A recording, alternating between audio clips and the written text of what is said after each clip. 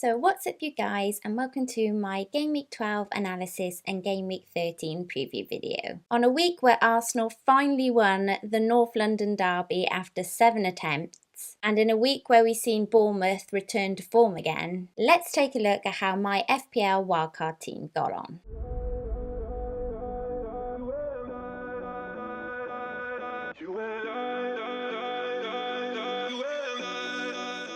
In the end, after a lot of deliberation, I decided to go with a more balanced team of 3-4-3 most weeks. So just for Sven, I'll read out my team and what they got. David De Gea was played in goal over Elliott, and David De Gea got me 3 points and turned out to be the better choice as Elliott only got me the 1. Then I lined up with Azpilicueta and me, and they both got me 6 points for cleanies. Richarlison getting me 8 points for his goal and clean sheet, and Sané assisting it up, grabbing a clean sheet and 1 bonus point for a total of 7 points. Salah by far my best player of the week, and I'm feeling much happier that I have him back in my team. He got me 16 points from 2 goals and 1 assist. Choupo-Moting, who I held on to from my team previously before the wildcard, decided to pay me back for that honour and got me a goal and 3 bonus points, getting me a total of 10 points. But of course, we all know, well, as Choupo-Moting managers know, that he should have also got an assist. But that one is up for discussion if you don't own him, I guess. Then I've got Abraham up front with just the 2 points. Kane grabbing me just a measly 1 point. And Kaku as my captain, getting me double points. He got 6, so that sees him get 12 for my team from his goal. Okay, so I left Duffy to last because he's one of the reasons why I put in the little caption bit at the beginning of this video, wildcard fail ? But I'll get on to him in just a second. But here's a few other reasons why I think, at least for this game week, that I might have failed my use in a wildcard. First up, and not really that much to do with the wildcard, but I did have Salah as captain until 10 minutes before the deadline. I mean, 10 minutes before the deadline, and it kind of went down a series of events that I even wrote out the tweet ready to tell everybody, this is my team, I'm captaining Salah this game week, wrote it all out, mentioned it to a few people as I was writing the tweet out in direct messages and other messages, and then may have been persuaded away from him for the simple reason that a lot of people thought Lukaku would be the safer bet. Salah's been playing a lot of games recently. He is due maybe a bit of rest and some rotation. So people really talked me into captaining Lukaku instead. And so, rightly or wrongly, I listened to them and decided not to captain Salah. Obviously kicking myself a little bit now, but, Lukaku did score a goal, so I'm not too unhappy. However, what it did mean was that going back to Duffy, that because I spent the majority of that 10 minutes dithering over whether to captain Salah or Lukaku, I kind of left myself very short to look at my team and decide whether or not everyone was playing against the right teams. Now, usually I'll take my team lineup and I'll consider, a little bit before who the teams are playing, what their stats are, I'll take all of these things into account. And I just didn't give myself enough time to do that. And I suddenly realised 2 minutes to go, oh my gosh, hang on a second, I really should have Daniels in here over Duffy. And so I kind of furiously got hold of the app and started kind of getting into the app to quickly swap them over. And I got that really kind of deadly, this game is being updated quote that you get when you're trying to get into the account and the deadline is over. And it was at that point that I knew I'd made a mistake, because I'd played Duffy, who was against Choupo-Moting and Shaqiri and a Stoke side that's averaging over a goal a game. So I kind of knew that it was unlikely he was going to get a clean sheet, and the possibility of Daniels grabbing a clean sheet over Duffy was looking much higher. So I'd kind of made a bit of a a fluff up on that one. So yes, Duffy did get me just the 1 point, whilst Daniels is sat first on my bench with 8 points.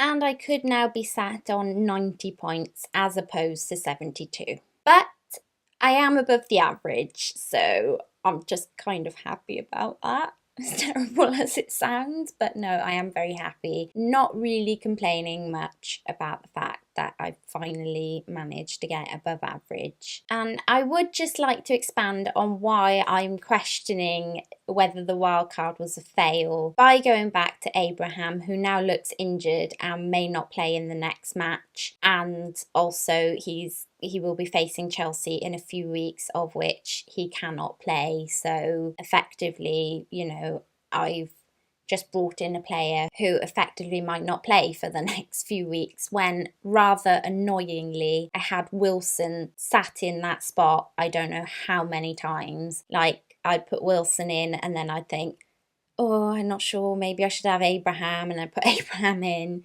I think even Nias was sat there at one point, and I'm just thinking, if I'd just gone for either the other two options right now, then, you know, the points could have tallied right up for me. It's a tough one. Nias now possibly faces a ban for a couple of games, so maybe I dodged a bullet there.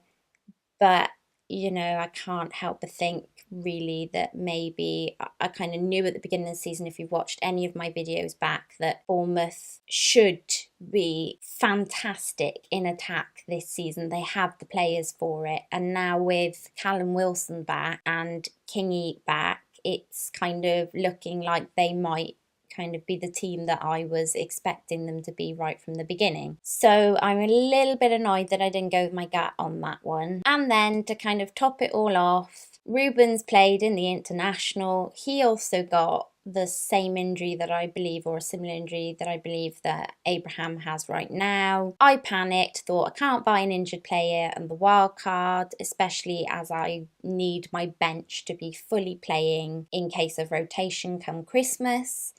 So I decided to put Stevens in instead of Ruben's Loftus-Cheek, and of course Rubens plays and gets an assist, where Stevens didn't really do a whole lot. So yeah, again, another possible wildcard fail, because now I have to use a transfer somewhere along the line to switch.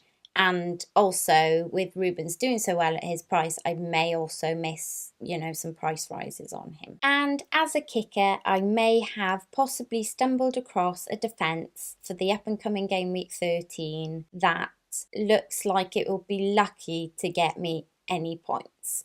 Now, I can't moan too much about this one, because I did sit there and do my whole Excel and work out which of my players were playing when and who they were likely to face. So I did know that this up and coming game week was going to be a tough one for these defenders. I mean, Azpilicueta faces Liverpool. Moreno, if he plays after his midweek performance, faces a kind of in-form Chelsea side, and Duffy faces Man U. So the only one who has a slightly favourable fixture is Daniels, who's up against Swansea. It's a tough one because I did know this was coming, and I did work it out that looking at these defenders going forward, should they avoid rotation or injury, that past this coming game week they do all fit in really well rotationally with each other, and they do all give me quite good options on who to play when for at least the next 6 or 7 weeks, I think. So again, can I call it wildcard fail? I knew it was coming. Another little tough one there. My conclusion, I guess, is that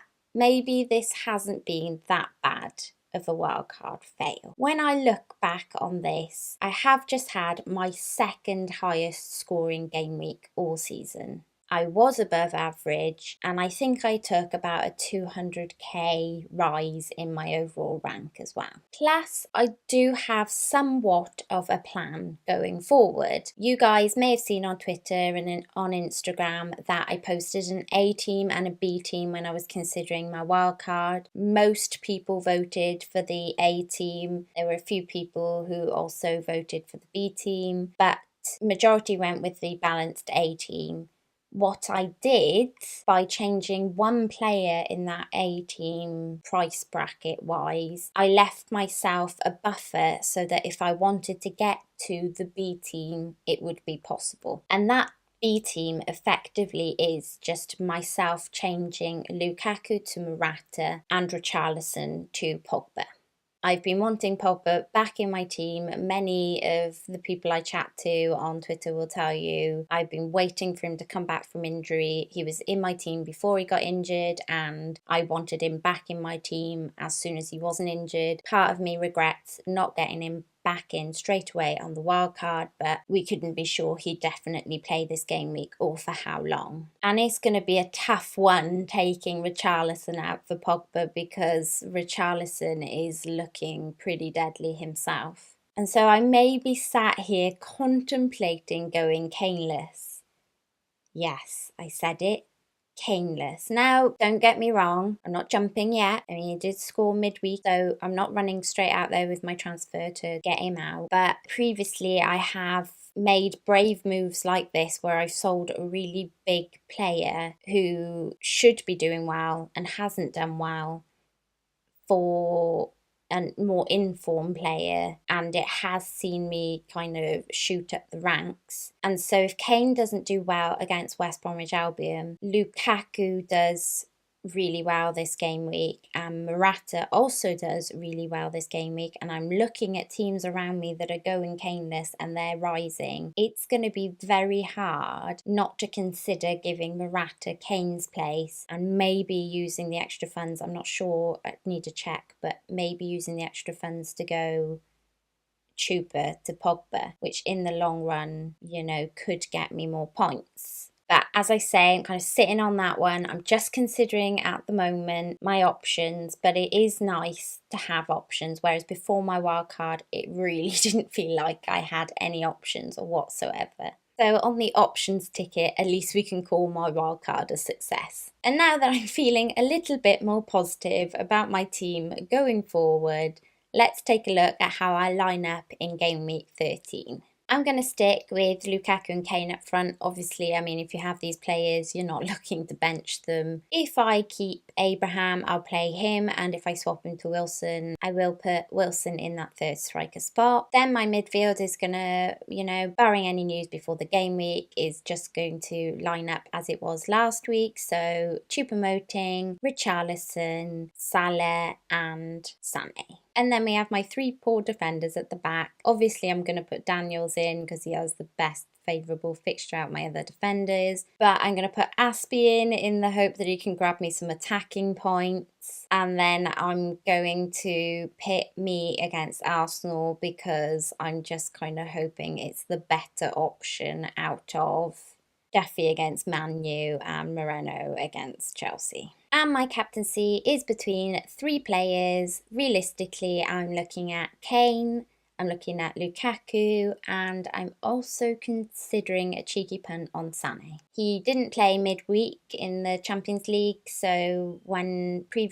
Pep hasn't played Sané midweek, he's usually played him on the weekend. And his stats are looking quite dangerous, and I think he's due a good score soon. So if I'm brave enough to go against the crowd with Lukaku and Kane, that is where I will put my captaincy. But we'll have to see if I've got my brave pants on or not. And that's it, you guys. You guys are all up to date. I hope you enjoyed it. Please do get in touch. Leave a comment below. Let me know how your teams got on, whether you wildcarded, whether you wish you still had your wildcard. And by all means, let me know who you guys plan on captaining this game week.